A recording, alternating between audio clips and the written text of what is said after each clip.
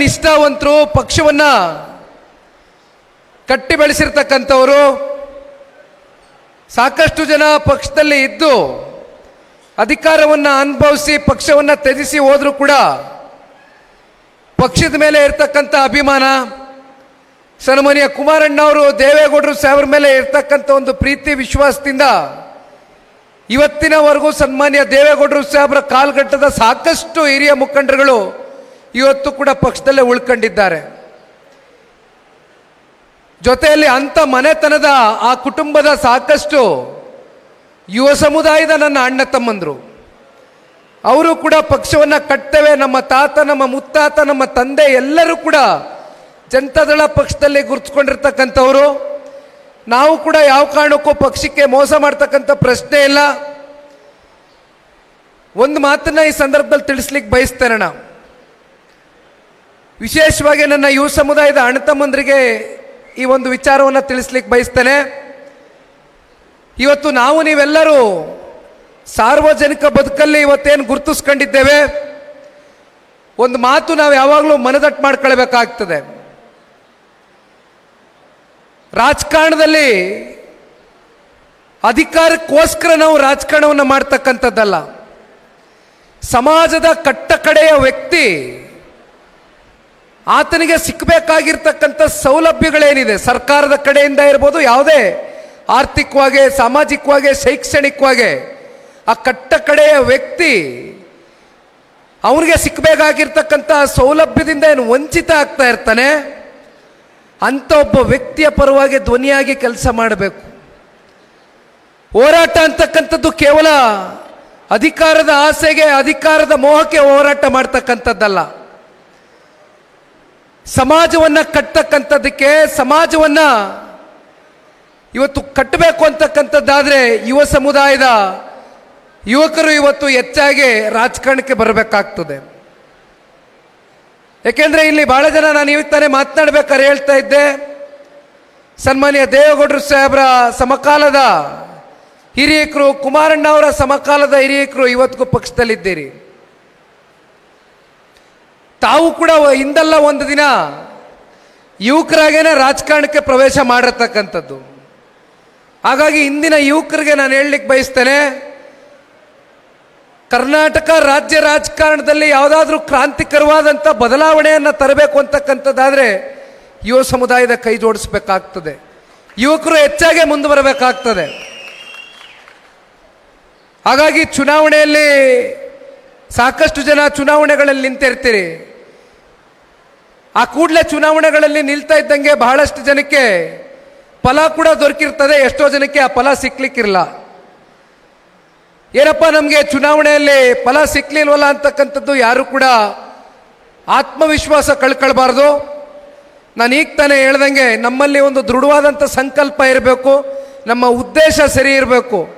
ನಮ್ಮ ಉದ್ದೇಶ ಒಂದೇ ಆಗಿರಬೇಕು, ಸಮಾಜ ಕಟ್ತೇನೆ, ಸಮಾಜದ ಏಳಿಗೆಗೋಸ್ಕರ ದುಡಿತೇನೆ ಅಂತಕ್ಕಂಥದ್ದು ಒಂದು ನಿಮ್ಮ ಮನಸ್ಸಿನಲ್ಲಿ ದೃಢವಾದಂಥ ಸಂಕಲ್ಪವನ್ನು ತೊಟ್ಟಿ ಚುನಾವಣೆಯ ಏಳು ಬೀಳು ಅಂತಕ್ಕಂಥದ್ದು ಸರ್ವೇ ಸಾಮಾನ್ಯ ಸಮಚಿತವಾಗಿ ತಗೊಂಡು ಹೋಗ್ತಕ್ಕಂಥ ಕೆಲಸ ಮಾಡೋಣ. ಆದರೆ ಒಂದು ಇವತ್ತು ಚಿಕ್ಕಬಳ್ಳಾಪುರದಲ್ಲಿ ಕಳೆದ ಹಲವಾರು ಚುನಾವಣೆಗಳಲ್ಲಿ ನಾವು ನೋಡಿದ್ದೇವೆ.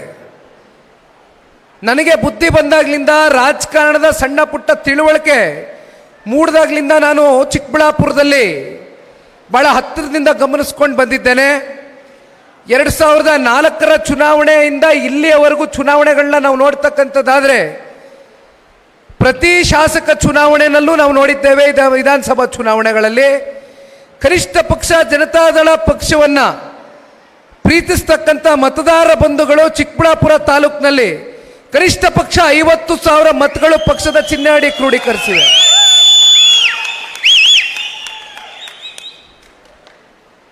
ನಿಮಗೆ ತಾಲೂಕಿನಲ್ಲಿ ಬೇಕಾಗಿರ್ತಕ್ಕಂಥದ್ದು ಒಂದು ಕೊರತೆ ನಾನು ಗಮನಿಸಿರ್ತಕ್ಕಂಥದ್ದು, ನಿಮ್ಮ ಜೊತೆಯಲ್ಲಿ ಒಂದು ಮೇಟಿ ಬೇಕಾಗಿದೆ. ಇವತ್ತು ನಿಮ್ಮ ಜೊತೆಯಲ್ಲಿ ನಾವು ಇರ್ತೇವೆ, ಕಾರ್ಯಕರ್ತರ ನೋವಿಗೆ ಸ್ಪಂದಿಸಬೇಕು, ಜನತೆಯ ಸಮಸ್ಯೆಯನ್ನು ಅರ್ಥ ಮಾಡ್ಕೊಂಡು ಹಳ್ಳಿ ಹಳ್ಳಿಗೆ ಕಾರ್ಯಕರ್ತರನ್ನ ಕಟ್ಕೊಂಡು ಸಂಘಟನೆಗೆ ಹೋಗಬೇಕು ಅಂತಕ್ಕಂಥದ್ದಾದ್ರೆ ನಿಮಗೆ ಯಾರಾದರೂ ಒಬ್ಬ ಮೇಟಿ ಬೇಕಾಗಿದೆ.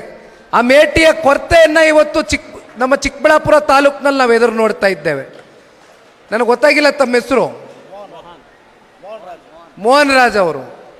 ಮೋಹನ್ ರಾಜ್ ಅವರು ಬಹಳ ಆಕ್ರೋಶ ಭರಿತವಾಗಿ ಅವ್ರ ಮನಸ್ಸಲ್ಲಿರ್ತಕ್ಕಂಥ ನೋವಿನ ಬಗ್ಗೆ ಹೇಳ್ತಾ ಇದ್ರು. ಇದು ಕೇವಲ ಮೋಹನ್ ರಾಜ್ ಅವರ ಭಾವನೆ ಅಷ್ಟೇ ಅಲ್ಲ, ತಾಲೂಕಿನ ಎಲ್ಲ ನಿಷ್ಠಾವಂತ ಕಾರ್ಯಕರ್ತ ಬಂಧುಗಳು, ಹಿರಿಯ ಮುಖಂಡರು, ಯುವಕರು ಎಲ್ಲರ ಭಾವನೆನೂ ಹೌದು. ಒಂದು ಮಾತನ್ನ ಈ ಸಂದರ್ಭದಲ್ಲಿ ತಿಳಿಸ್ಲಿಕ್ಕೆ ಬಯಸ್ತೇನೆ. ನಾವು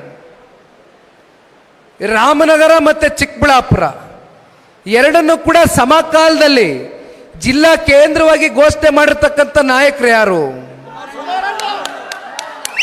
ನೀವು ಬೆಳೆಸಿರ್ತಕ್ಕಂಥ ಸನ್ಮಾನ್ಯ ಕುಮಾರಣ್ಣ ಅವರು. ಅಷ್ಟು ಚಿಕ್ಕಬಳ್ಳಾಪುರದ ಮೇಲೆ ಅವ್ರಿಗೆ ವಿಶೇಷವಾದಂಥ ಪ್ರೀತಿ ಅಭಿಮಾನ ಇದೆ. ಇತ್ತೀಚೆಗೆ ನಡೆದಂಥ ಸಂಸತ್ ಚುನಾವಣೆಯಲ್ಲಿ ಚಿಕ್ಕಬಳ್ಳಾಪುರ ಸೇರಿದಂತೆ ಹಲವಾರು ತಾಲೂಕುಗಳು, ಆ ಲೋಕಸಭಾ ಚುನಾವಣೆಯ ವ್ಯಾಪ್ತಿಗೆ ಬರ್ತಕ್ಕಂಥ ತಾಲೂಕುಗಳೇನಿದೆ,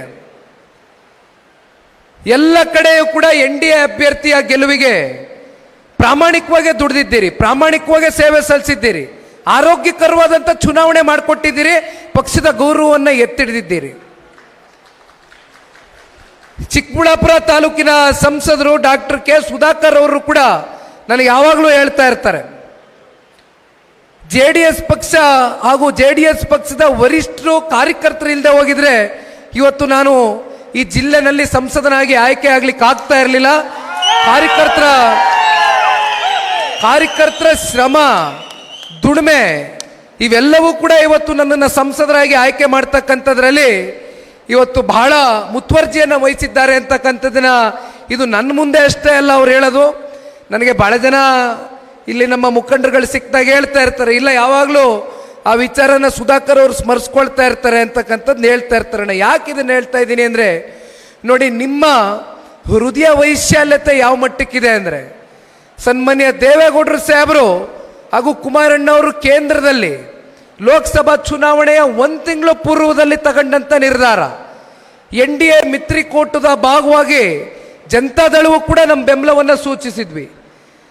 ಆ ಸಂದರ್ಭದಲ್ಲಿ ನಾವು ನೆನೆಸ್ಕೋಬೇಕಾಗ್ತದೆ, ಇದೇ 2019ರಲ್ಲಿ 18ರಲ್ಲಿ ಕಾಂಗ್ರೆಸ್ನ ಸರ್ಕಾರ ಮತ್ತು JDSನ ಸಮ್ಮಿಶ್ರ ಸರ್ಕಾರದಲ್ಲಿ ಕುಮಾರಣ್ಣವರು ಮುಖ್ಯಮಂತ್ರಿ ಆಗಿದ್ರು. 1 ವರ್ಷ ಕಳೀತಾ ಇದ್ದಂಗೆ ಲೋಕಸಭಾ ಚುನಾವಣೆ ಎದುರಿಸ್ತೀವಿ. ಅಲ್ಲಿ ಆ ಸಮ್ಮಿಶ್ರ ಸರ್ಕಾರದಲ್ಲಿ ಇದ್ದಂಥ ಒಂದು ಒಪ್ಪಂದ ಸಂಪೂರ್ಣವಾಗಿ ಮುರಿತು. ಯಾವ ರೀತಿ ಬೆನ್ನಿಗೆ ಚೂರಿ ಚುಚ್ಚತಕ್ಕಂಥ ಕೆಲಸ ಕಾಂಗ್ರೆಸ್ನವರು ಒಂದು ಕಡೆ ತುಮಕೂರಿನಲ್ಲಿ ದೇವೇಗೌಡರು ಸಾಹೇಬರನ್ನ ನಿಲ್ಲಿಸಿ ಸೋಲಿಸಿದ್ರು, ಇನ್ನೊಂದು ಕಡೆ ಮಂಡ್ಯದಲ್ಲಿ ಯಾವ ರೀತಿ ಪ್ರಕರಣ ಆಯಿತು ಅಂತಕ್ಕಂಥ ಉದಾಹರಣೆ ನೋಡಿದ್ದೀರಿ.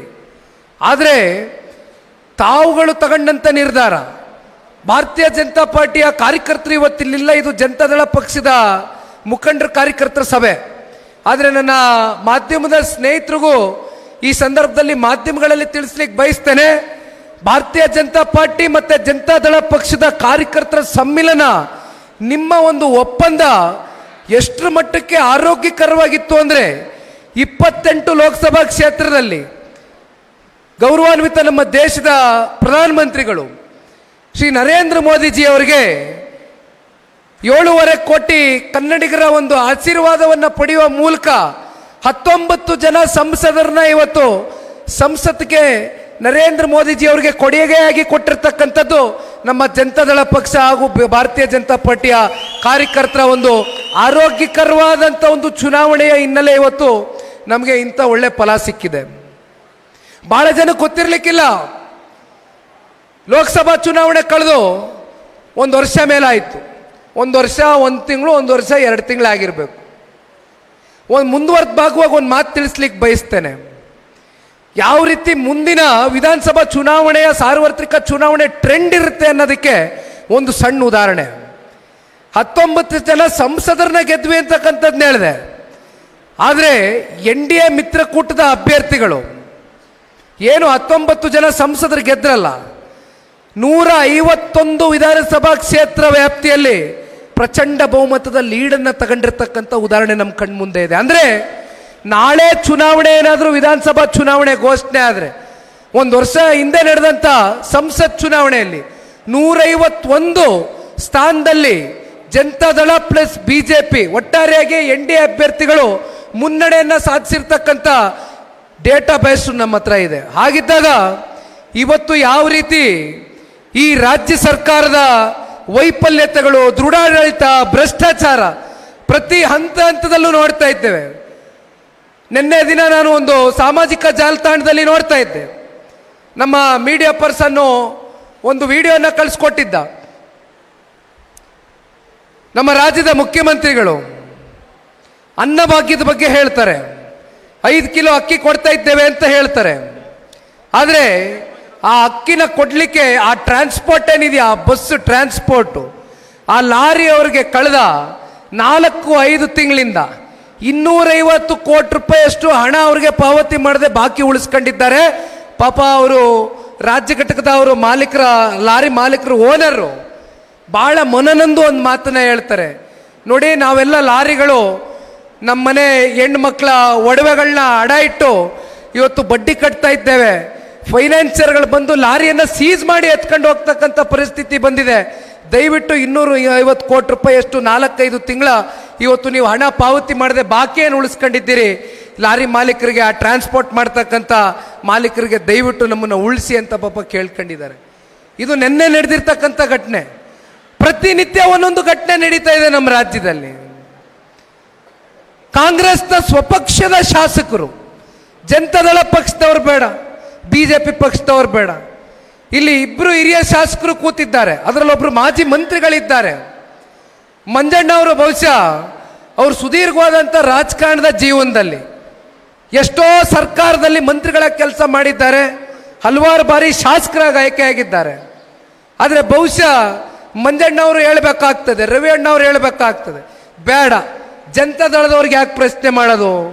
ಇವತ್ತು ಸಾರ್ವಜನಿಕ ವಲಯದಲ್ಲಿ BR ಪಾಟೀಲ್ ಏನು ಹೇಳವ್ರೆ, ಕಾಗೇರ್ ಅವ್ರು ಏನು ಹೇಳವ್ರೆ, ಮೊಳಕಾಲ್ಮೂರಿನ ಕಾಂಗ್ರೆಸ್ನ ಶಾಸಕರು ಏನು ಹೇಳವ್ರೆ, ಅಸಹಾಯಕತೆಯನ್ನ ಹೇಳ್ತಾ ಇದ್ದಾರೆ.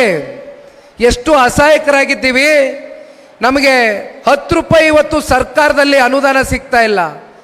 ನಾವು ಕಾಂಗ್ರೆಸ್ನ ಶಾಸಕರಾಗಿ 10 ಕೋಟಿ ರೂಪಾಯಿ ಅಲ್ಲ, 5 ಕೋಟಿ ರೂಪಾಯಿ ಅನುದಾನ ಇವತ್ತು ತಗೊಂಡು ಬರ್ಲಿಕ್ಕೆ ಆಗ್ತಾ ಇಲ್ಲ. ಒಂದು ರಸ್ತೆ ಅಭಿವೃದ್ಧಿ ಆಗ್ತಾ ಇಲ್ಲ, ಒಂದು ಚರಂಡಿ ಅಭಿವೃದ್ಧಿ ಮಾಡ್ಲಿಕ್ಕೆ ಆಗ್ತಾ ಇಲ್ಲ, ಒಂದು ಸರ್ಕಾರಿ ಕಟ್ಟಡವನ್ನು ನಿರ್ಮಾಣ ಮಾಡ್ತಕ್ಕಂಥದ್ದಿರಲಿ, ಇವ್ಯಾವೂ ಕೂಡ ಆಗ್ತಾ ಇಲ್ಲ ಅಂತಕ್ಕಂಥದ್ದನ್ನ ಅಸಹಾಯಕತೆಯನ್ನು ತೋಡ್ಕೊಂಡಿದ್ದಾರೆ. ಈ ರೀತಿ ಇವತ್ತು ಈ ಕಾಂಗ್ರೆಸ್ನ ಸರ್ಕಾರ ಆಡಳಿತ ಮಾಡ್ತಾ ಇದೆ. ಇದೆಲ್ಲದರ ಪರವಾಗಿ ಮಾತನಾಡ್ತಕ್ಕಂಥ ವೇದಿಕೆ ಮುಂದೆ ಸಜ್ಜಾಗ್ತದೆ. ಆದರೆ ಇವತ್ತು ಇಲ್ಲಿ ವಿಶೇಷವಾಗಿ ಬಂದಿರತಕ್ಕಂಥದ್ದಣ, ಇದು ಯಾವುದೋ ವಿಧಾನಸಭಾ ಚುನಾವಣೆಯ ದೃಷ್ಟಿಯಿಂದ ನಾನಿಲ್ಲಿ ಬಂದಿಲ್ಲ. ನಾನು ಇಲ್ಲಿ ಬಂದಿರತಕ್ಕಂಥದ್ದು ತುಂಬ ಜನಕ್ಕೆ ಅನ್ನಿಸ್ಬೋದು, ಏನೊಂದು 60-65 ದಿನ ರಾಜ್ಯ ಪ್ರವಾಸ, ಈ ಪ್ರವಾಸ ಆದಮೇಲೆ ಮತ್ತಿನ್ಯಾವಾಗ ಬರ್ತಾರೋ ಅಂತ ಅಂದ್ಕೊಂಡಿರ್ಬೋದು. ಮತ್ತೆ ನನ್ನ ಮನಸ್ಸಲ್ಲಿ ಈಗಾಗಲೇ ಮತ್ತೊಂದು ಕ್ಲೋಸ್ ಡೋರ್ ಸಭೆ ಮಾಡಬೇಕು ನಮ್ಮ ಅಭ್ಯರ್ಥಿಗಳ ಜೊತೆ ಕೂತ್ಕೊಂಡು, ಪ್ರಮುಖ ಮುಖಂಡರ ಜೊತೆ ಅಂತ ನಾನು ಈಗಾಗಲೇ ನನ್ನ ತಲೆನಲ್ಲಿ ಬ್ಲೂ ಪ್ರಿಂಟ್ ರೆಡಿ ಮಾಡ್ಕೊಂಡಿದ್ದೀನಿ. ನಾನು ಸುಮ್ಮನೆ ಕೂರ್ತಕ್ಕಂಥ ವ್ಯಕ್ತಿ ಅಲ್ಲ. 3 ವರ್ಷ ನಮ್ಮ ಕಣ್ಮುಂದೆ ಇದೆ. 3 ವರ್ಷ ಅಂದರೆ 1000 ದಿನ ಅಷ್ಟೇ. ವರ್ಷಕ್ಕೆ 365 ದಿನ. ಇನ್ನೊಂದು 1000 ದಿನದಲ್ಲಿ ಇವತ್ತು ಬಂದಿದ್ದೇವೆ, ಮಾತನಾಡಿದ್ದೇವೆ, ನೀವು ಕೇಳಿಸ್ಕೊಂಡಿದ್ದೀರಿ, ಕಾರ್ಯಕ್ರಮ ಯಶಸ್ವಿನೂಗೊಳಿಸಿದ್ದೀರಿ. ಆದರೆ ಇಲ್ಲಿಂದ ನಾನು ಮಾತನಾಡಿ ಹೊರಟ್ರೆ ಅದಕ್ಕೆ ಅರ್ಥ ಇಲ್ಲ. ನಿಮ್ಮ ನೋವನ್ನು ನಾನು ಕೇಳಬೇಕು, ನಿಮ್ಮ ಸಮಸ್ಯೆನ ನಾನು ಅರ್ಥ ಮಾಡ್ಕೊಳ್ಬೇಕು. ಚಿಕ್ಕಬಳ್ಳಾಪುರ ತಾಲೂಕಿನಲ್ಲಿ ನೀವು ಒಂದು ಮೇಟಿಯ ಕೊರತೆ ಇವತ್ತು ನಿಮಗೆ ಹೃದಯದಲ್ಲಿ ಏನು ಕಾಡ್ತಾ ಇದೆ, ಅದು ಮುಂದಿನ ದಿನಗಳಲ್ಲಿ ಬಗೆಹರಿಸಬೇಕು. ಬಹಳ ವಿಚಾರಗಳನ್ನ ನಾನು ಆಲೋಚನೆ ಮಾಡ್ಕೊಂಡಿದ್ದೀನಿ ಅಣ್ಣ.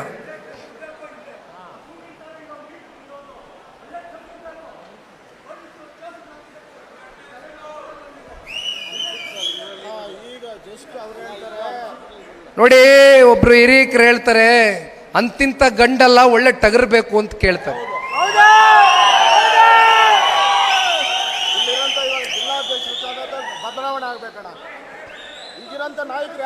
ಒಂದು ಅಣ್ಣ, ಜನತಾದಳ ಪಕ್ಷದ ಕಾರ್ಯಕರ್ತರಿಗೆ ನಾಯಕರನ್ನ ಸೃಷ್ಟಿ ಮಾಡ್ತಕ್ಕಂಥ ಶಕ್ತಿ ಸಾಮರ್ಥ್ಯ ಇರ್ತಕ್ಕಂಥ ಪಕ್ಷ ಈ ರಾಜ್ಯದಲ್ಲಿ ಯಾರಿದ್ರೆ ಜನತಾದಳ ಕಾರ್ಯಕರ್ತರಿಗೆ ಮಾತ್ರ. ಅದನ್ನು ಕಳೆದ 20 ವರ್ಷದಿಂದ ಸಾಬೀತು ಮಾಡಿದ್ದೀರಿ. 20 ವರ್ಷದಿಂದ ಎಷ್ಟೋ ಜನ ಶಾಸಕರಾಗಿ ಬೇರೆ ಬೇರೆ ಪಕ್ಷಕ್ಕೆ ಹೋಗಿರ್ತಕ್ಕಂಥ ಉದಾಹರಣೆಗಳು ನೋಡಿದ್ದೀರಿ. ಆದರೂ ಕೂಡ ಇಷ್ಟು ಪಕ್ಷ ಸದೃಢವಾಗಿದೆ ಅಂದರೆ ಅದು ನಿಮ್ಮೆಲ್ಲರ ಹೋರಾಟದ ಪ್ರತಿಫಲ. ಹಾಗಾಗಿ ಯಾರು ಧೃತಿಗೆಡೋದು ಬೇಡ. ಇನ್ನೂ ಹಲವಾರು ವಿಚಾರಗಳು ನನ್ನ ತಲೆನಲ್ಲಿದೆ. ಎಲ್ಲ ಹೊರಗಡೆ ವೇದಿಕೆಯಲ್ಲಿ ಮಾತನಾಡ್ತಕ್ಕಂಥದ್ದು ಬೇಡ. ನಿಮ್ಮನ್ನು ಕಾಪಾಡ್ಕೋಬೇಕು, ನಿಮ್ಮನ್ನು ಉಳಿಸ್ಕೋಬೇಕು. ನಿಮ್ಮನ್ನು ಏನು ನಮ್ಮನ್ನು ಬೆಳೆಸಿದ್ದೀರಿ, ನಿಮ್ಮನ್ನು ಕಾಪಾಡ್ತಕ್ಕಂಥ ಜವಾಬ್ದಾರಿ ಕರ್ತವ್ಯ ನಮ್ಮ ಮೇಲಿದೆ. ಆ ಹೊಣೆಗಾರಿಕೆ ನಾನು ತಗೋತೀನಿ, ತಲೆ ಕೆಡಿಸ್ಕೋಬೇಡಿ. ನಮಗೆ ಚಿಕ್ಕಬಳ್ಳಾಪುರ ಜಿಲ್ಲೆ ಬೇರೆ ಅಲ್ಲ, ರಾಮನಗರ ಬೇರೆ ಅಲ್ಲ, ಮಂಡ್ಯ ಬೇರೆ ಅಲ್ಲ. ಒಂದು ಕೋಲಾರ ಮತ್ತು ಚಿಕ್ಕಬಳ್ಳಾಪುರ, ಇವೆರಡೂ ಜಿಲ್ಲೆಗಳಲ್ಲಿ ಕನಿಷ್ಠ ಪಕ್ಷ ನಮಗೆ 11 ವಿಧಾನಸಭಾ ಕ್ಷೇತ್ರ. ಹೆಚ್ಚಿನ ವಿಡಿಯೋಗಳಿಗೆ ಪ್ರತಿಧ್ವನಿ ಯೂಟ್ಯೂಬ್ ಚಾನೆಲ್ ಸಬ್ಸ್ಕ್ರೈಬ್ ಮಾಡಿ, ಬೆಲ್ ಐಕಾನ್ ಕ್ಲಿಕ್ ಮಾಡಿ.